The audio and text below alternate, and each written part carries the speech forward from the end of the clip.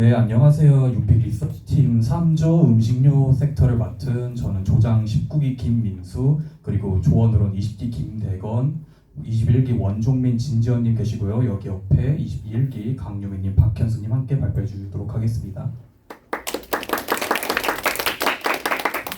네, 앞서 리포트들 거의 다 대부분이 바이 리포트 또는 NR을 제시를 해줬는데도 바이의 뉘앙스가 강했는데 저희 롯데헬프드는 매도 리포트로 시작을 하도록 하겠습니다. 산업 분석, 기업 분석, 체크 포인트, 밸류에이션 순서로 시작을 하겠고요. 산업 분석부터 시작을 하도록 하겠습니다.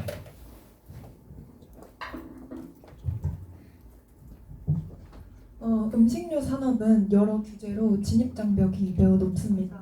그렇기 때문에 제과 시장은 오리온, 롯데웰푸드, 크라운, 혜택 4개의 회사가 과점하고 있는 형태이고요. 빈과 시장 같은 경우에는 빈그레와 롯데웰푸드가 80%의 점유율을 차지하고 있습니다. 시장 내 기업들이 고정적이기 때문에 경쟁이 심화되고 있는 양상을 띠고 있는데요. 이 부분은 제과시장 내 기업들의 광고 선점비가 매출액 대비 유의적인 수준을 나타내는 것에서 확인할 수 있습니다. 식품 가공업은 가격이 상승하기 쉽지가 않지만 한번 상승하면 다시 내리지 않는다는 특성을 가지고 있는데요. 정부의 최우선 과제 중 하나는 물가 안정으로, 그렇기 때문에 소비자와 마찬가지로 생활의 필수품인 음식료의 판가 인상에 매우 민감하게 반응하게 됩니다. 그렇기 때문에 음식료 업체들은 주로 원자재 상승이라는 명분으로 판가를 인상시키게 되는데요. 원자재 가격은 다시 내릴 가능성도 있기 때문에 이때는 마진 스프레드 확대를 통해 수익성 개선의 기회로 작용할 수도 있습니다. 하지만 최근 경기 불황 장기화로 인해서 이런 물가 부담이 가중되어 비용의 증가를 가격에 전이시키는 것조차 어려운 상황이 만들어졌는데요. 이는 비탄력적 수요를 보이는 식품에서조차 저가 브랜드를 추구하는 현상으로 이어졌습니다. 때문에 빠르게 오르는 원재료 가격에 민감하게 대응해 판가를 올리는 기업은 경쟁에서 밀려날 가능성이 많습니다. 하지만 신제품 같은 경우에는 소비자 가격 저항성이 낮아 기존 제품 대비 높은 가격 설정이 가능하다는 측면에서 여러 음식료 기업들이 해외 매출을 통해 판매량을 늘리고 있는데요. 최근 트렌드는 헬스 앤 웰니스로 건강한 식단의 수요가 상승함에 따라 제로 칼로리 제품 시장이 확대되고 있습니다. 실제로 글로벌 제로 H&W 시장 규모는 2030년까지 CAGR 9.3%로 고성장할 것으로 전망하고 있습니다. 하지만 빈과 제품 같은 경우 제품에 사용되는 원료인 원유에 약 3%의 단백질과 각각 4에서 5%의 지방과 유당이 함유되어 있기 때문에 제로 칼로리 달성에 어려움을 겪고 있습니다. 현재 국내 제과 시장은 해외 진출이 불가피합니다. 미국 관세 정책과 국내 정치 불확실성으로 인해 GDP 성장률이 둔화되고 있고 합계 출산율 0.78명으로 세계 최저 수준을 기록하면서 판매량 성장의 한계를 맞이하고 있습니다. 빈과 시장은 상황이 더 심각한데요. 앞서 설명한 문제에 더해 프랜차이즈 카페의 디저트 메뉴와 홈카페 트렌드가 강세를 보이면서 빈과 제품을 대체하고 있습니다. 이에 따라 24년도 폭염에도 불구하고 시장 규모는 계속해서 감소하는 추세입니다. 이처럼 성숙기에 진입한 국내 시장과 다르게 글로벌 음식료 시장은 계속해서 성장하고 있는데요. K 콘텐츠의 확산으로 인해 K푸드도 덩달아 관심을 받으면서 농식품 수출액은 역대 최고 실적과 최고 성장률을 동시에 달성했습니다. 해외 시장은 기본적으로 국내에 비해 원재료 가격 대비 제품의 ASP가 높은 경향을 보이는데요. 이 때문에 원가를 피로 전이하는 것이 국내에 비해 훨씬 수월합니다. 또한 환율 해지 효과까지 있기 때문에 결국 해외 매출 비중과 추이에 따라 업체별로 명암이 갈린다고 보시면 되겠습니다. 하지만 제과 시장의 경우 각 나라의 전통적인 브랜드가 그 나라 국민의 입맛에 맞춘 제품을 내놓았기 때문에 경쟁이 매우 치열합니다. 그래서 K푸드의 대표 주자인 라면과 김에 비해 제과 시장의 성장은 비교적 낮은 것을 볼 수 있습니다. 국내 음식료 산업은 통상적으로 원재료가 56에서 78%를 차지하는데요. 이 원재료 대부분을 수입하기 때문에 환율과 곡물가의 영향을 많이 받습니다. 글로벌 소맥, 옥수수, 대두의 가격은 2022년 러우 전쟁으로 인해 공급망이 위축되면서 급등하였으나 흑계 곡물협정의 연장을 기점으로 빠르게 하향 안정화되는 추세입니다. 과거 2014년부터 3, 4년간 이어진 안정화 사례를 봤을 때 당분간은 하향 안정화 추세를 이어갈 것으로 전망하고 있습니다. 문제는 코코아 가격인데요. 코코아는 24년 연초 대비 273% 급등하였습니다. 이는 엘니뇨 현상에 의한 것으로 과거에도 비슷한 사례가 있었지만 현재는 엘니뇨 현상에 정책적 노이즈까지 낀 상태라 안정화되는 데는 시간이 필요할 것으로 보입니다. 이어서 기업 분석 발표 시작하겠습니다. 기업 분석 시작하겠습니다. 동사는 1967년에 설립된 국내 대표 제과기업입니다. 22년도에 신임된 이창엽 대표는 신성장 동력으로 해외 시장을 꺾고 인도 시장을 집중 공략하고 있습니다. 동사의 주요 제품은 크게 제과사업부와 식품사업부로 나눠질 수 있는데요. 제과사업부의 경우 빼빼로, 초코파이 같은 건가와 설레임, 돼지바 같은 빙과 그리고 베이커리를 제조 및 판매하고 있습니다. 식품사업부의 경우 유지, 식자재, 유제품, 육가공, HMR 제품을 판매하고 있습니다. 지금 식품기업들의 트렌드는 웰니스와 가정감 편식인데요. 동사는 이러한 제품들을 출시했음에도 기존 제품을 대체하는 효과 정도만 보고 있습니다. 동사는 해외 판매를 위해서 카자흐스탄, 인도 등 7개 진출 국가의 20개의 생산 기지를 통해서 제품을 생산하고 판매하고 있습니다. 주로 현지 기업 M&A를 통해서 설립된 현지 법인의 영업망과 유통망을 그대로 사용해서 소비자들에게 판매를 하고 있습니다. 동사의 부문별 OPM을 보시면 빙가와 건가 부문 같은 경우에는 평균 OPM 대비 높은 모습을 보여주고 있으나 육가공과 유지식품 같은 경우에는 적자를 기록하거나 마진이 거의 없는 모습을 보여주고 있습니다. 동사의 실적을 살펴보면 동사는 전체 매출에서 국내 매출이 차지하는 비중은 80%로 해외 매출 비중이 차지하는 그 비중은 20%로 전체 매출에서 해외 매출이 영향을 미치는 정도가 굉장히 낮습니다. 24년도 동사는 해외에서 7%의 성장을 기록하였는데요. 그러나 국내에서는 내수 경기 위축에 따른 소비 둔화로 2.1%의 역성장을 기록하였습니다. 그래서 전체적으로 24년도 매출은 역성장하였습니다. 동사는 수익성을 강화시키기 위해서 SKU를 통합을 하고 생산 및 물류시설의 단일화를 추진하였는데요. 그럼에도 불구하고 24년도 영업이익은 카카오 원가 부담과 일회성 이슈 비용이 반영되면서 연간으로 11.3% 감소를 나타내었습니다. 그래서 영업이익률 같은 경우에는 3.9%로 하락하였습니다. 동사의 주요 경쟁사는 오리온과 빙그레가 있는데요. 제과 시장에서 오리온은 꾸준히 성장하는 모습을 보이나 동사는 역성장하고 있습니다. 빙과 시장에서도 22년도 빙그레에게 1위의 점유율을 빼앗긴 뒤에 1위를 탈환하지 못하는 모습을 보여주고 있습니다. 동사의 재무 상태는 경쟁사 대비해서 굉장히 저조한데요. 동사의 매출 채권 일수도 높고 부채 비율도 높고 유동 비율은 낮은 모습을 보여주고 있습니다. 부채 비율이 높다는 건 이자 비용으로 나가는 현금이 많아질 수 있음을 의미해서 미래의 현금 흐름에 부정적인 영향을 미칩니다. 동사의 ROE는 4.2%로 경쟁사 대비해서 굉장히 낮은 모습을 보여주고 있습니다. 이를 분석하기 위해서 ROE 두품 분석을 진행해 보았습니다. 결론부터 말씀드리자면 동사의 순이익률은 2.2%로 경쟁사 대비해서 굉장히 낮은 모습을 보여주고 있습니다. 레버리지 비율이 높고 총 자산 회전율도 낮은 모습을 보여주고 있어서 요구 수익률이 증가하게 되어서 전체적으로 부정적인 영향을 미치고 있습니다. 순이익률 측면에서 살펴보면 오리온은 동사보다 순이익률이 굉장히 높은데요. 그 이유는 글로벌 법인끼리 원부 재료를 통합 구매해서 구매 비용을 절감하고 있기 때문입니다. 동사의 총 자산 회전율은 피어 대비해서 낮은 모습을 보이고 있습니다. 이는 피어 대비해서 비효율적으로 자산을 사용하고 있다는 것을 의미합니다. 동사는 22년도 합병으로 자산이 크게 증가하였으나 매출의 증가율이 그것을 상회하지 못하면서 플랫하게 유지되는 경향을 보이고 있습니다. 동사의 레버리지 비율은 경쟁사 대비해서 상당히 높은 수준을 보이고 있는데요. 보통 레버리지 비율이 높다면 ROE 긍정적인 영향을 미쳐야 하나 경쟁사 대비해서 수익성이 낮고 자산과 부채를 비효율적으로 사용하고 있기 때문에 ROE 측면에서 부정적인 영향을 미치고 있습니다. 네, 다음은 체크 포인트입니다. 처음엔 글로벌 확장 제한 측면에서 설명드리겠습니다. QA 측면입니다. 국내 시장은 장기적 불안과 저출산으로 인해서 구조적으로 성장이 제한되었기 때문에 실적 성장은 해외에만 기대하는 상황입니다. 파키스탄, 미얀마 등 8개국의 동사는 현지 법인을 두고 있는데 매출액 중 해외 비중이 아까 말씀드렸다시피 20%에 불과합니다. 그중 해외 매출에서 인도와 카자흐스탄 법인의 매출 비중이 약 3분의 2에 달하고 나머지 3분의 1의 법인들은 오랜 진출 경력에도 불구하고 성장의 조짐이 일절 없는 상태에 머물러 있습니다. 그러나 이러한 핵심인 주요 해외 매출처인 인도의 음식료 시장은 2030년까지 연평균 6.77% 성장하며 글로벌 성장을 뛰어넘을 것으로 전망되고 있습니다.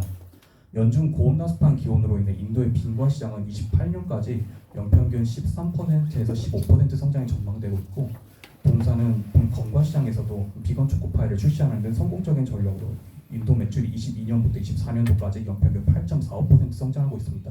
그러나 인도 매출의 비중은 전체 매출의 10%도 미치지 못하고 있습니다. 그리고 이것을 더 끌어올리기 위해서 더 큰 성장이 필요한데, 이것보다 더 큰 성장 여력을 전망하기에는 짚고 넘어가야 할 문제들이 여전히 존재하고 있습니다. 인도에는 비포장 도로가 여전히 너무 많습니다. 교통 인프라의 부족으로 인해서 이 동사의 제품이 전국적으로 확장되는 데 애로사항이 큽니다. 또한 전국 단위 빈곤의 유통을 가능케 하는 대형 유통망의 부재가 있습니다. 대형 유통망의 부재로 인해서 동사의 빈과를 판매하기에는 냉동고조차도 없는 상황이기 때문에 로컬 판매밖에 불가능합니다. 따라서 이러한 교통망의 부재, 유통망의 부재는 동사에게 인도에서의 사업 확장에 있어 큰 걸림돌로 작용하고 있습니다. 또 동사의 오랜 숙적, 오리온도 인도에 진출할 경쟁을 더욱더 심화하고 있습니다. 오리온 인도 법인의 매출액이 21년 31억에서 24년 3분기 기준 159억으로 증가하며 동사의 점유율을 지속적으로 가져오는 양상이 있습니다. 다음은 P와 수익성 개선의 측면에서 설명드리겠습니다. 가격 인상이 음식료업이면 반드시 실적 개선을 의미한다고 생각을 하실 텐데, 동사의 경우에는 얘기가 다릅니다. 동사는 지난 24년 6월 초콜릿 제품 가격을 평균 12% 인상을 하였는데, 이것만으로도 수익성 개선이 되지 않아서 지난 2월 6일 빼빼로를 포함한 26종의 상품의 가격을 평균 9.5% 또 한 번 인상하였습니다. 그러나 필수 소비재가 아닌 동사의 제품이 중량은 예전과 동일한데 가격만 오른 상황이 소비자들에게 긍정적으로 비춰질 수 있을지는 여전히 의문입니다. 대표 제품인 빼빼로의 경우를 가져와 봤습니다. 중량과 가격이 모두 증가했던 시기에는 11년과 17년의 기간에는 연평균 15%, 4%의 매출 증가로 긍정적인 영향을 미쳤으나, 그러나 중량을 감소하거나 유지하면서 가격만 인상했던 시기에는 마이너스 5%로 매출이 감소하는 영향을 보였습니다. 또한 최근 장기 불황과 내수 침체로 인해서 식품에서조차 가성비를 추구하는 현상이 발생하고 있고, 브랜드 충성도보다 저가 브랜드가 더 선호되기 시작하였습니다. 더하여 과자, 빼빼로, 빈과와 같이 동사가 판매하는 제품들은 필수 소비재가 아닌 소비하기에 급하지 않은 제품입니다. 음식료품의 소매 판매는 23년 전년 대비 1.8% 감소한 데 이어 장기 불황이 이어지며 24년에 2.5% 감소하며 QA 감소가 더욱 극심해진 상황에 해당합니다. 동사가 가격 인상을 단행한다고 했을 때 소비자의 가격 저항은 필연적이며 경쟁사의 대체제로 향할 것은 자명한 추론에 해당한다고 판단하였습니다. 다음은 추후에 또 다른 국내 판로 제로 제품에 대한 얘기입니다. 동사는 22년부터 헬스 앤 웰니스 사업부에 집중을 하며 다양한 제로 슈거, 제로 브랜드를 만들며 포트폴리오를 다각화하고 있습니다. 제로 브랜드의 매출액이 꾸준히 증가하고 있는 것은 사실이나 매출액의 절대량이 작다는 것을 제로의 선두주자인 롯데칠성의 제로 탄산과 비교를 통해 확인할 수 있었습니다. 동사의 제로 브랜드는 3년차에 누적 1,000억 원을 돌파하기는 했지만 롯데칠성의 출시 2년차인 누적액인 2,775억 원에도 미치지 못하고 있습니다. 매출 대비 비중으로 봐도 동사의 제로 제품 브랜드 비중은 24년 2.9%이지만 제로 탄산은 34.5%로 높은 비중을 차지하고 있습니다. 비중 측면에서도 아직 기존 브랜드의 차이를 대체했다고 하기에도 부족하고, 앞으로의 성장세를 봤을 때도 국내 매출의 비중을 제로 탄산처럼 늘릴 수 있을지에 대한 것도 의문이 듭니다. 더군다나 제로 탄산과 같이 제로 칼로리가 아니고 무당 첨가, 즉 말장난에 불과한 동사의 제품군은 애초에 처음부터 헬스 앤 웰니스 트렌드와는 엇갈려 있다고 봐도 무방합니다. 다음은 C의 측면에서 설명드리겠습니다. 비용 증가의 근본적 원인이 여전히 해결되지 않았습니다. 동사 24년 기준 코코아 매입 가격이 23년 평균 대비 142% 높은 상황입니다. 동사의 비용 중 원재료 및 소모품 사용액이 46%, 상품의 매입이 약 10%를 합산을 하면 56%로 수익성에 가장 큰 영향을 미치는 요소로 간주 가능한데, 이러한 코코아 가격이 이러한 56%에 너무나 큰 영향을 미치고 있습니다. 이 코코아 가격이 상승한 이유는 엘니뇨로 인해 상승을 했는데, 엘니뇨로 인해 사멸한 코코아 나무를 심은 후 열매를 맺기까지는 약 5년이라는 시간이 소요되기에 이러한 코코아 수급 및 가격의 불안정은 시차와 맞물려 25년에도 지속될 전망입니다.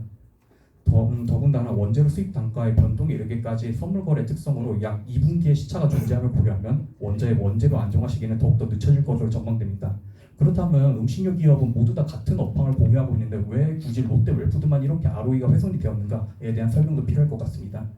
지속되고 있는 동사의 주력 작품은 빼빼로, 가나, 몽쉘 등 모두 코코아를 원재료로 사용하고 있습니다. 경쟁사인 오리온과 크라운에트는 1차 가공부를 수입하거나 글로벌 법인끼리 바잉파워를 극대화해서 원가 부담을 덜어내고 있습니다. 반면 동사는 코코아를 직접 수입하기 때문에 코코아 가격이 오르면 그대로 원가에 반영되는 불합리한 구조에 해당하고 있습니다. 더구나 오리온의 경우 해외 매출 비중이 굉장히 높기 때문에 고환율 효과를 더욱더 해지할 수 있다는 등 코코아 가격 상승에 대한 방어력 또한 강합니다. 빙그레는 카카오를 많이 사용하지 않습니다. 주요 원재료가 우유라는 점에서 코코아 비중이 높은 동사는 더욱더 큰 차이를 보이고 있습니다. 빙그레보다 매출액이 약 동사가 2.5배가 높지만 영업이익은 오히려 빙그레가 1.5배 정도 높다는 것을 통해서 이것을 확인하실 수 있습니다. 다음은 밸류에이션 파트입니다. 빠르게 진행해 보도록 하겠습니다.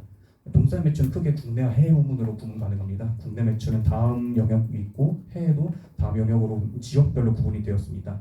계절성이 뚜렷하게 드러나는 부분은 영업 특성에 따라 분기별 추정을 실시하였습니다. 사업 부문별로 제시된 국내와 인도는 사업 부문별로 나누어서 추정을 하였고 해외 매출은 그렇지 않은 부분은 지역별로 추정을 하였습니다. 전체 매출액 대비 생산실적 비율을 활용하여 제품군의 P를 역산하였고 생산실적을 Q로 가정을 하여 매출 추정을 진행하였습니다.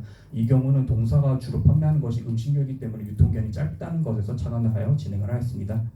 처음은 껌 및 캔디 부분 P 추정입니다. 24년 4분기 가격은 비교적 연중 고른 가격을 유지한다는 특성에 착안하여 앞선 3개 분기 가격의 평균치를 활용하였습니다. 그리고 동사의 껌 및 캔디 제품의 가격은 CPI 지수의 가격을 시차를 두고 그대로 추정하는 경향이 존재합니다. 동사의 제품이 선행적으로 상승을 해서 소비자 물가지수의 상승을 이끄는 모습이 아니고 후행적으로 경쟁사들의 가격 인상 이후 가격을 올리는 전략을 채택한 것으로 해석 가능합니다. 따라서 25년부터의 추정치는 통상적으로 발생한 CPI 발생 주기에 따라 인상폭을 적용했습니다. CPI가 매년 2분기마다 증가한다고 가정했고 동사의 가격은 이에 맞춰 1기분기만큼 시차를 두고 인상한다고 가정하였습니다. 가격의 인상폭은 과거 3개년 CAGR을 활용하였습니다. 다음은 껌 및 캔디 부문 Q 추정입니다. 가격과 마찬가지로 연중 비교적 고른 판매량을 기록을 합니다. 따라서 24년도 4분기 값은 앞선 3개분기 평균값을 활용을 해주었습니다. 25년도 생산량은 국내 껌 및 캔디 시장의 성장 전망치인 3.4%를 활용해 주었는데 3.4%를 Q 추정에 그대로 활용하는 것은 P의 증가치를 중복 적용하는 오버밸류 행위에 해당하기 때문에 P의 증가분만큼을 나누어 순수한 Q의 증가율을 적용을 하였고 이를 분기마다 배분하여서 껌 및 캔디 Q를 추정을 하였습니다. 다음은 비스킷 및 초콜릿 부분 B 추정입니다. 비슷하게 계절성이 드러나지는 않아서 24년도 4분기 값은 앞선 3개년도 가격의 평균치를 활용을 해주었습니다. 그러나 비스킷과 초콜릿의 경우는 카카오가 좀 많이 들어가기 때문에 동사가 가격 인상을 발표했습니다. 각 분기마다 전년 동기 가격의 비스킷 제품군 판가 인상률이 9.5%를 적용을 해주었습니다. 그러나 가격 인상의 이유가 코코아에 있기 때문에 코코아를 원재료로 포함하는 제품군의 가격만 인상되는 것이 보다 현실적인 경영 방침이고 밸류에이션입니다. 따라서 동사의 비스킷 제품군 13개 중 코코아를 원재료로 포함하는 3개의 제품군만이 9.5% 인상이 적용된다고 가정하여서 가중치를 나누어 비교적 현실에 가까운 비추정치를 산출하였습니다. 초콜릿의 경우 전부 다 코코아가 포함됩니다. 따라서 20% 인상률을 모두 기록을 해주었고 따라서 결론적으로 20%와 9.5%의 가중치를 나누어서 P의 최종 인상폭을 적용을 하였습니다. 26년도의 추정치부터는 동일하게 소비자 물가지수를 뒤늦게 추정하는 경향을 그대로 적용을 해주었고 가격 인상폭은 3개년 CAGR을 활용을 해주었습니다. 다음과 같습니다. 다음은 Q 추정입니다. Q 추정도 계절성이 나타나지 않아서 24년도 4분기 값은 앞선 3개년도 평균값을 활용을 해주었으나 소비 심리가 현재 카카오 가격 인상으로 인해서 얼어붙어 있는 상태를 반영하기 위해 10%를 할인 적용해 주었습니다. 그리고 25년도부터는 동사의 수익성 개선인 SKU 감축에 따른 꾸준한 Q 감소를 적용해 주었습니다. 동일한 프로세스를 진행한 롯데칠성의 몸을 담았던 현재 이영구 대표의 수익성 개선이 약 4년 정도 소요된 전적을 활용을 해서 체질 개선이 본격적인 합병이 23년부터 26년까지 이루어질 것이라 가정했습니다. 즉 SKU 감축에 따른 생산량 감소 비율을 26년까지 적용을 했습니다. SKU 감축이 끝난 27년부터의 생산량은 시장 전망치인 4.65%를 활용을 했고 아까 말씀드렸다시피 P의 노이즈를 제거하기 위해 순수한 Q의 증가량만을 적용을 하였습니다. 다음 테이블은 다음과 같습니다. 다음은 빈가 부분 P 추정입니다. 계절성을 반영을 하기 위해 24년도 P는 성수기인 2분기와 3분기 대비 4분기의 가격 변화량의 평균치를 적용을 하였습니다. 빈과 또한 가격 인상이 예정되어 있습니다. 동사의 빈과 제품군 42개 중 코코아를 원재료로 포함하는 25개의 제품군만이 20% 인상이 적용된다고 가정을 하여 가중치를 따로 나누어 주었습니다. 그 다음 동사는 빈과 제품을 본격적으로 더해를 맞이하는 성수기인 2분기 또는 3분기의 가격을 인상하는 경향이 존재합니다.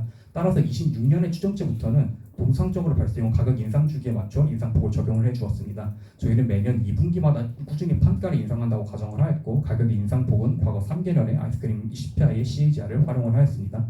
다음 테이블은 P 추정과 같습니다. 다음은 빈과 부분 Q 추정입니다. Q 추정 또한 계절성을 반영을 하기 위해 24년도 4분기 값은 계절성을 활용을 해주었습니다. 그 다음 25년도는 가격 인상이 발생한 해입니다. 원재료 가격 증가를 이유로 인상된 가격은 아까 말씀드렸다시피 소비자의 반감과 이로 인한 수요 마찰을 발생시킵니다. 자연스러운 가격 인상 텀을 깨버린 동사의 2019년의 과거 사례를 통해서 동사의 가격 수요 탄력성을 도출을 하였어 현재 가격 인상에 따른 Q 감소량을 적용을 해주었습니다. 그러나 1분기의 중간에 일어난 가격 인상은 1분기 중 인상이 적용된 날짜만큼의 따로 가중치를 적용을 하여서 감소폭을 소폭 조정하였습니다.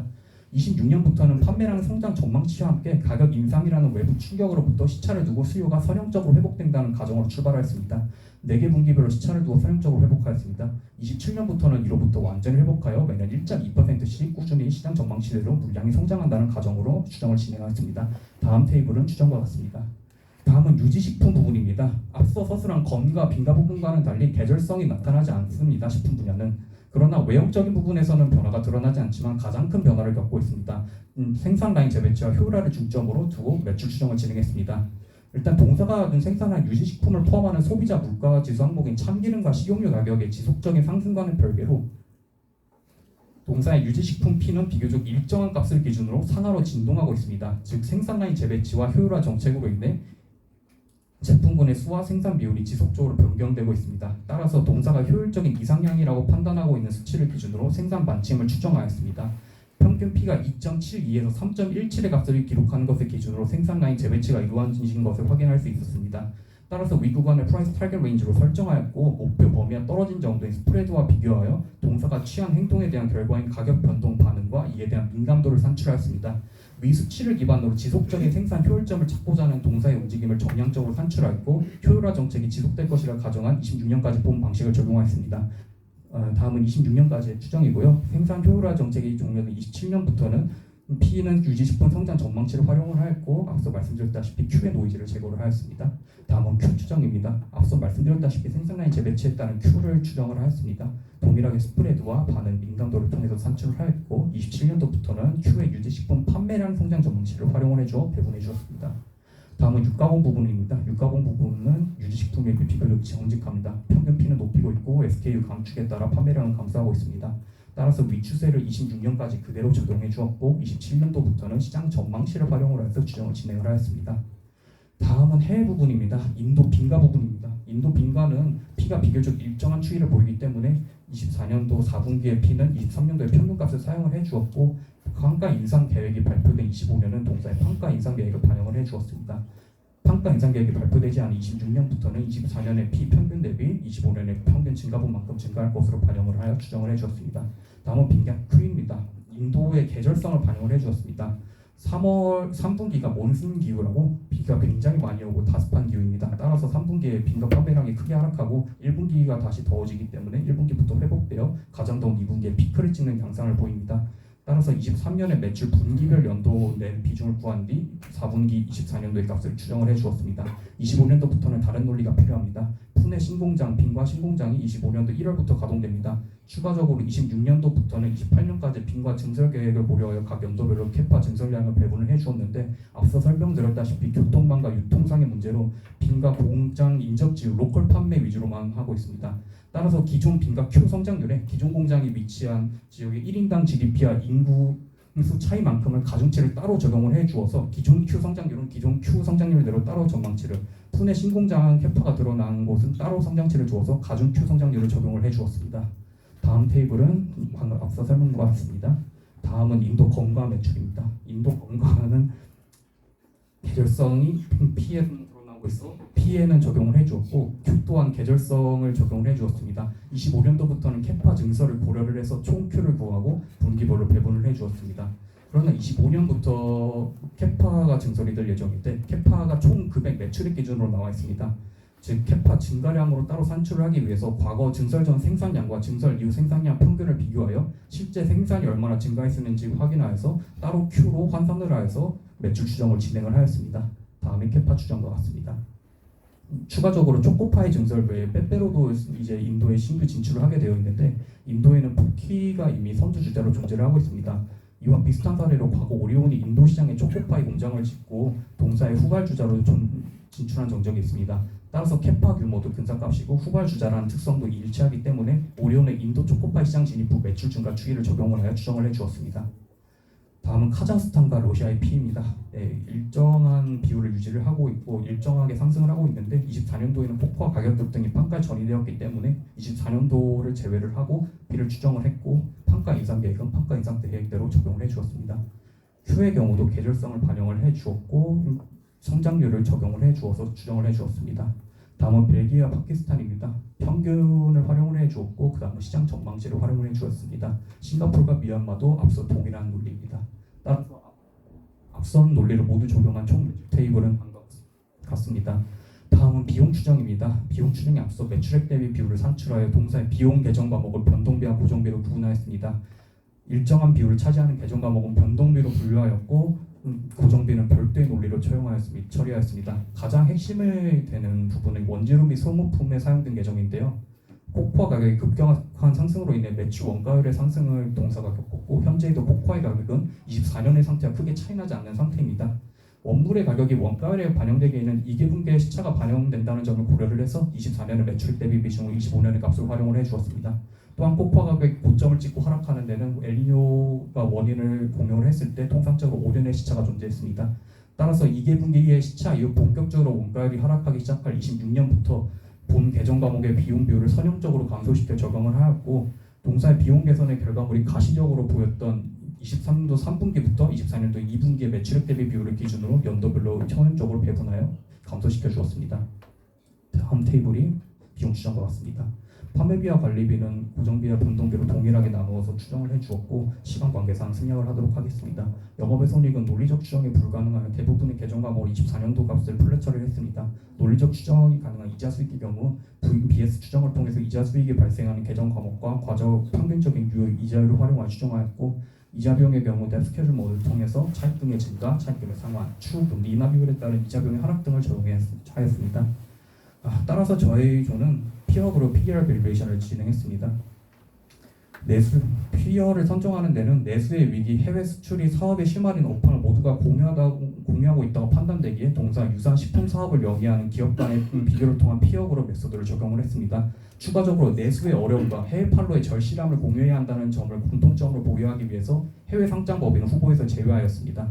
동사에서 동사와 비슷한 시장 점유율을 지닌 빈과의 경쟁자 빈그레, 건과의 경쟁자 오리온을 PO로 선정하였고 이후에 CBM 포워드 PER의 평균인 9.46배를 타겟 PER로 제시하여서 목표 주가 89,400원을 제시하여 하락열 마이너스 23.7%를 도출하였고 이에 따라 투자 의견 매도를 제시합니다. 아직 끝나지 않았습니다. 상대가치평가법의 논리적 타당성을 추가적으로 검증하기 위해서 앞으로 현금 흐름을 바탕으로 내재 가치를 측정하는 DCF 메소드를 교차 검증 수단으로 활용을 하였습니다. 추정 기장은 가장 보수적으로 추정하기 위해 5개년까지 설정하였습니다. DCF를 위한 가정입니다. 캐펙스와 감가상각비 추정인데 평균 매출액 대비 지출되는 캐펙스의 지출액을 계산을 하였고 이것을 취득 대체 처분 비율을 계산을 하여 배분을 해주었고 감가상각비는 상각률을 알 수 없는 경우에는 내역연수의 중위값을 활용을 하여 추정액을 도출하였습니다. 자세한 수치는 리포트를 참고해 주시기 바랍니다. 다음은 운전자본 추정입니다. 운전자본의 과거 3개년 평균 회전일수를 플랫 처리하였습니다. 다음은 WACC 및 연구성장률입니다. 자기자본 비용은 CAPM 모델을 활용하여 추정을 하였고 타인자본 비용은 동사의 신용등급인 AA-를 이용하였습니다. 가중치는 동사의 재무상태표에 기재되어 있는 값과 시가총액을 활용을 하였고 현계세율은 24%로 반영하였습니다. 연구성장률은 국가 경제 상황과 밀접한 연관이 있고 절대 사양산업화되지 않는 동사의 농식료 사업 특성을 고려해서 0%가 아닌 한국은행에서 제시한 경제성장률 전망치인 1.5%를 활용을 해주었습니다. DCF 메소드를 활용한 밸류에이션을 통해서 하락 여력 마이너스 35.8%에 해당하는 목표 주가 75,300원을 도출하였는데 앞서 PER 멀티플을 활용해서 도출한 값과는 유의미한 차이가 있는 것을 확인할 수 있습니다. 따라서 논리적 보완을 위해 추가적인 파라미터 조정을 더하겠습니다. ESG 밸류에이션을 진행을 할 건데 ESG 밸류에이션을 요소가 재무적 요소가 담아내지 못하는 실제 기업의 현금 흐름에 끼치는 영향을 조정하여 밸류에이션을 진행하였습니다.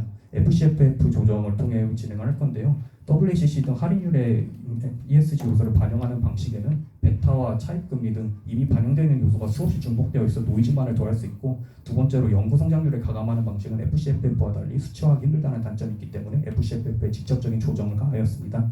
따라서 FCFF에 직접적인 영향을 주는 탄소 배출 비용 저감과 친환경 비용 절감에 따른 Environmental Revenue Adjustment, 담합에 따른 과징금사례와 같은 비윤리 경영 Governance Tax Adjustment, 친환경 경영 활동을 위해 영업자선 제외 추가적인 ESG 추한 설비 투자인 Environmental CapEx Adjustment를 ESG적 요소를 추가로 하여 DCF 메소드 밸류에이션을 진행하였습니다.